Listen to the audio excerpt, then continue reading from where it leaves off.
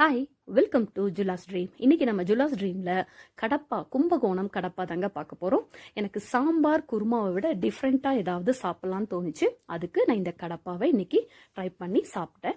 இந்த குளிருக்கு நமக்கு இந்த லிக்விடா ஊற்றி சாப்பிட்ற ஐட்டம்ஸ் எனக்கு ரொம்ப பிடிக்கும். அதுக்கு தான் நான் இன்னைக்கு இதை ட்ரை பண்ணியிருக்கேன்.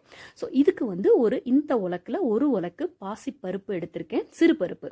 அதை நம்ம கழுவிட்டு தண்ணி ஊற்றி அது கூட ஒரு உருளைக்கிழங்க பெருசாக கட் பண்ணி அதில் போட்டிருக்கேன். நான் தோல் சீவிட்டேன். இங்கே தோல் சீவலை அப்படின்னா அப்புறம் தோலை உரிச்சிடுங்க. இப்போ 2 விசில் விட்டு எடுத்துக்கலாம். இந்த அளவுக்கு அது நல்லா மலர்ந்து வெந்திருக்கு. உருளைக்கிழங்கு பாருங்க குழையாம இருக்கு.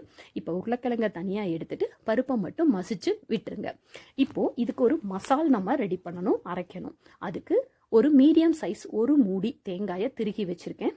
அது கூட ஒரு சின்ன பீஸ் இஞ்சி, 1/4 டீஸ்பூன் கசகசா, 1/2 டீஸ்பூன் சோம்பு, 4 பூண்டு பல்லு, ஒரு 5-6 சாதா மிளகாய், கூட நம்ம கனவு தோட்டத்தோட வானம் பார்த்த மிளகாயும் 5-6 எடுத்திருக்கேன். இது கொலஸ்ட்ராலுக்கும் ரொம்ப நல்லதுங்க. அது கூட கட் பண்ணி தாளிக்கிறதுக்கு 2 பெரிய வெங்காயம், 2 தக்காளி, கொஞ்சம் ஃப்ரெஷ்ஷான கொத்தமல்லி. ஸோ இது அரைக்கிறதுக்கு, இது வதக்கி விடுறதுக்கு. இப்போ இது எல்லாத்தையுமே நம்ம அரைச்சு கட் பண்ணி ரெடியாக வச்சுக்கலாம். இப்போ தாளிக்கிறதுக்குன்னு பார்த்தீங்கன்னா ஒரு 2 சின்ன பீஸ் பட்டை, ஒரு 3-4 கிராம்பு, 2 அன்னாச்சி இதழ், பூ இதழ் மட்டும் எடுத்துக்கலாம், 1/4 டீஸ்பூன் சோம்பு. இது எல்லாத்தையும் 2 டேபிள் ஸ்பூன் ஆயில் விட்டு அதில் இந்த வாசனை ஜாமான் எல்லாம் போட்டுக்கலாம்.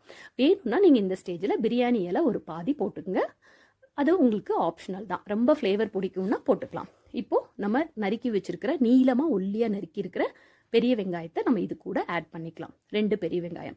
ரொம்ப கலர் மாதிரி வதங்கணும்னு இல்லை, இந்த மாதிரி கோல்டன் கலர் வந்த உடனே, கண்ணாடி பதம் வந்த உடனே நம்ம நறுக்கி வச்சிருக்கிற தக்காளியையும் நம்ம இது கூட ஆட் பண்ணிக்கலாம்.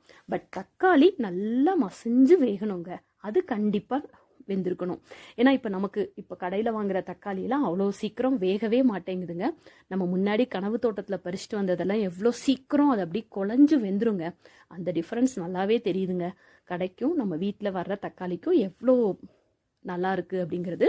இப்போ நான் அதனால ஒரு 1/4 டீஸ்பூன் உப்பு போட்டோம். இதை நல்லா வதக்கிட்டு இந்த ஸ்டேஜில் நான் கருகப்புல்லையும், ஒரு 2 ஃப்ரெஷ்ஷான கருகப்புல்லையும் இதில் 2 கொத்து நம்ம உருகி போட்டுட்டு அதுக்கப்புறம் நம்ம மூடி இதை வேக வைக்கலாம். ஸோ கருகப்பில்லை போட்டதுக்கப்புறம் நான் இதை மூடிட்டு நல்லா அந்த தக்காளி குழஞ்சு வரட்டும். அதுக்குள்ளே இந்த மசாலா எல்லாத்தையும் நம்ம அரைச்சி எடுத்துகிட்டு வந்துக்கலாம். ஸோ இதை நான் கொஞ்சம் சுடுதண்ணி விட்டு நல்லா அரைச்சி எடுத்துட்டு இதில் ஒரு முக்கியமான பொருள் சேர்க்க போகிறேன். 2 டீஸ்பூன் பொட்டுக்கடலை. நீங்கள் கசகசா சேர்க்கலைன்னா, இல்லைன்னா உங்ககிட்ட 3 டீஸ்பூன் பொட்டுக்கடலை சேர்த்துக்குங்க. அதையும் சேர்த்து நல்லா நைஸாக இதை அரைச்சி எடுத்துகிட்டு வந்துக்கலாம். இப்போ அதுக்குள்ளே நமக்கு தக்காளியும் பாருங்க